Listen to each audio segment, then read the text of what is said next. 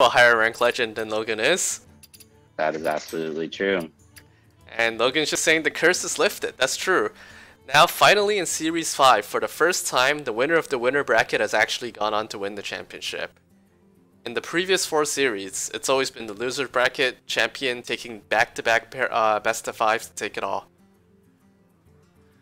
That I heard about that. That must have been like some insane runs. Oh yeah, it was great. I enjoyed it thoroughly, having been the beneficiary of that curse.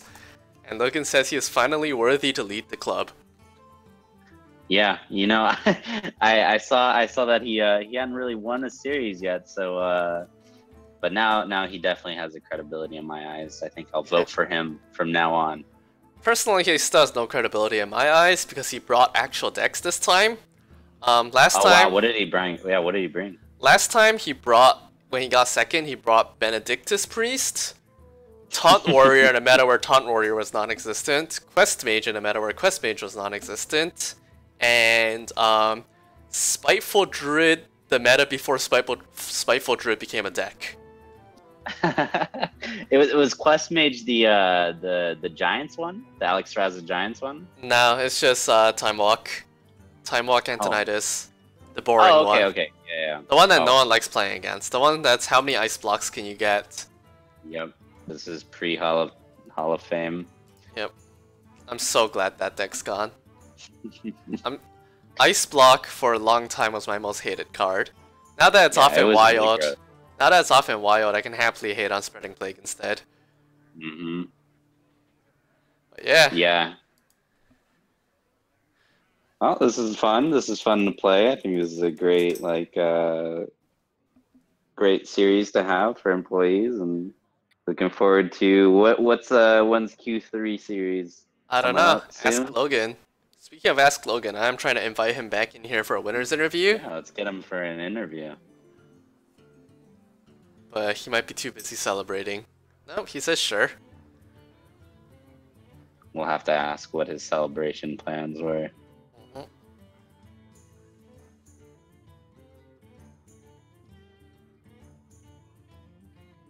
Hello. Hello. Congratulations, Logan. Greetings. Thanks. I'm now worthy to lead the club. Yep. Wow. Just going through the games. Game 1 in the Druid Mirror, after you were up on 40-something HP, you think you had that one in the bag and then it all went wrong? I actually know where I messed up that game.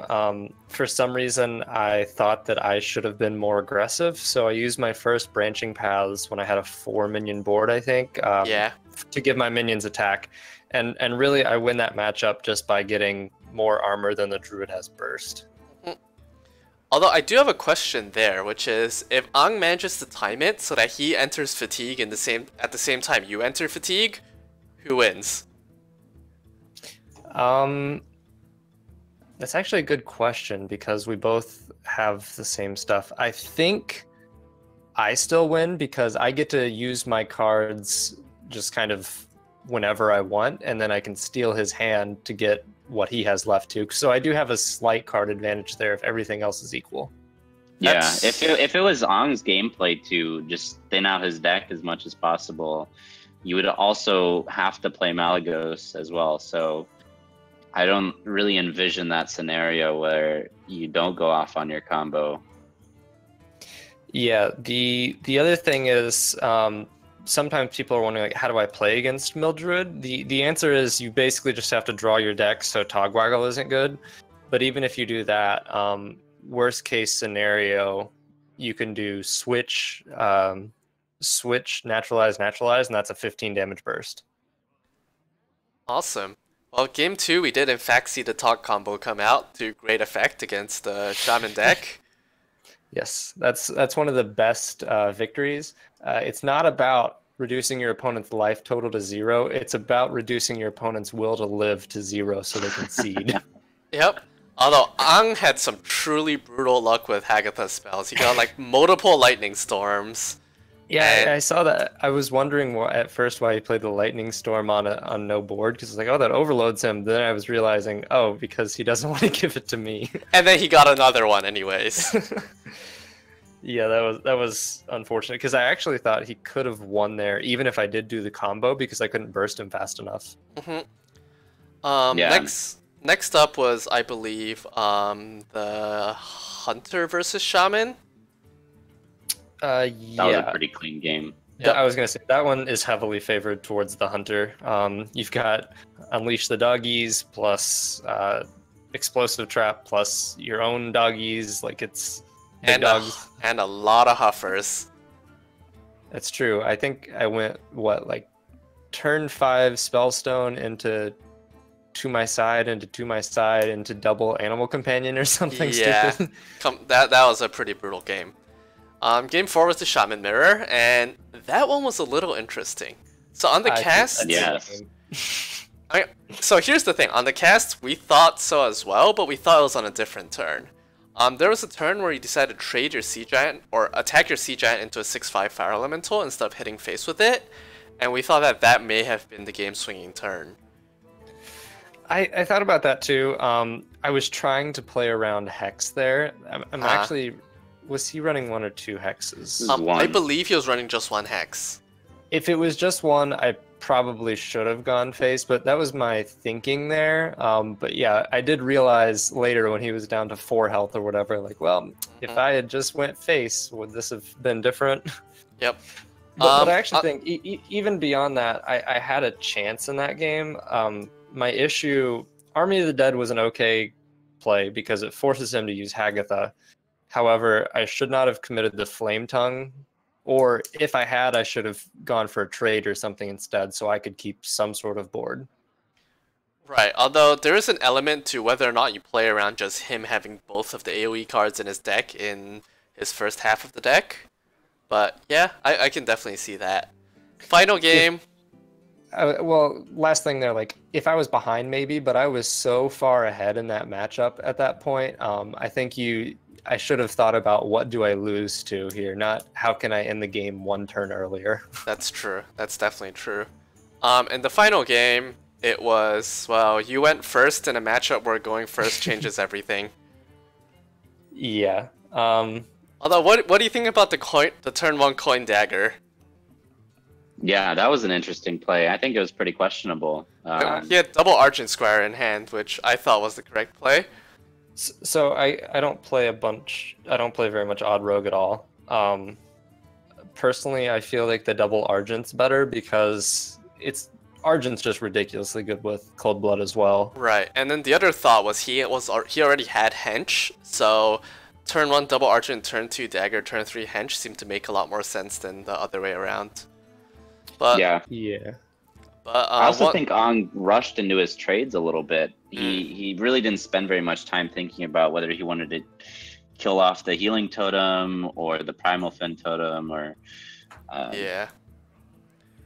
But that matchup tends to be whoever gets ahead on board wins the game, and going first and getting ahead on board did in fact win you the game. So yeah, once again, congratulations. You are in fact now a worthy president. Thanks.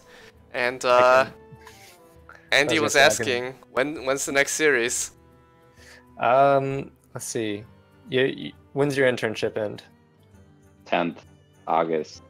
All right. Generally, the fall one's a little awkward because most people don't want to play a series right after a set releases.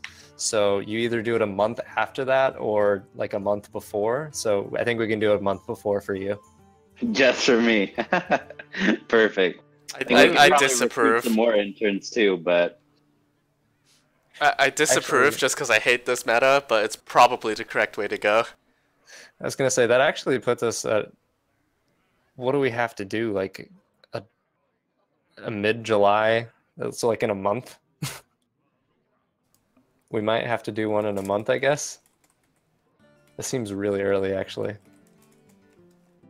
I guess it's about our only choice. Yeah, sort of have to deal with it. Yeah. Well, last year I think we did one really late, like late September. Yeah, I think so. And then the Q4 one had to be a little earlier because everyone's going on vacation. Yeah, I don't know. I'm a big fan of these events. basically our only really competitive event for the club, which is really fun, I think. Nothing wrong with the lunch games or anything, but it's really different doing a tournament versus doing ladder. Yeah, I think even some small, like, bi-weekly just brackets would be fun too. Yeah, the main issue there is it's really hard to get people to play anything synchronously. Like even for this tournament, it ended up taking 5 days. In some of the early series, we forced everyone to like figure out a time where we could just sit down for a night and get it done. But it is really hard when it turns out people have lives. And jobs. Yeah. We could do something like a Friday night or a Saturday night single elimination tournament. Yeah, that sounds like some fun. I'd be There are down. a lot of options. No need to We're gonna schedule exactly around you. You are the new vice president of this club. Perfect. Wait, what? Comes with Why no is responsibilities or I was gonna say, why is Andy the vice president? Shouldn't like Ang be that? That's true. I'm an executive vice president. I have no official role. It's just I'm there. The name's there. Awesome. Assistant to the regional club admin. Perfect. Yep. In seriousness, yeah, no, it was a fun event. I enjoyed casting as much of it as I could, and congratulations again on the victory. Any last words? Yeah. I'm just glad to take home the $1,000 prize pool. I'm kidding. There are no prizes for this. It's just the glory, but the glory is worth more than money could buy. Yep. Well put. Alright, now for the true test. Can you survive the winner's curse? Not a single winner has made it through groups. Well, probably not, because the thing is, now that I've got a real win, I can go back to doing what I do best, which is bringing effectively 4 decks that look like Mill Druid that are like not that great, but they're really fun.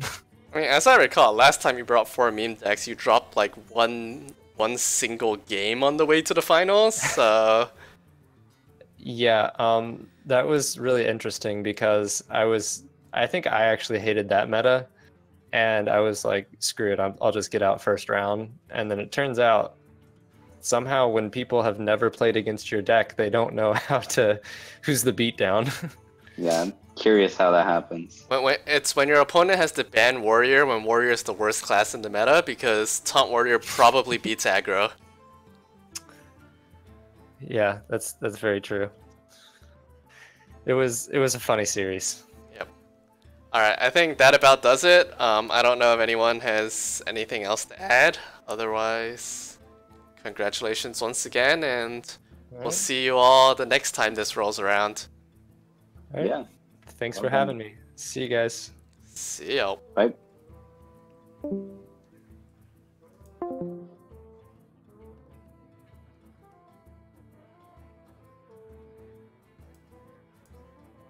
Alright, and that about does it. For all my viewers, thank you for watching, and I'll catch you all next time.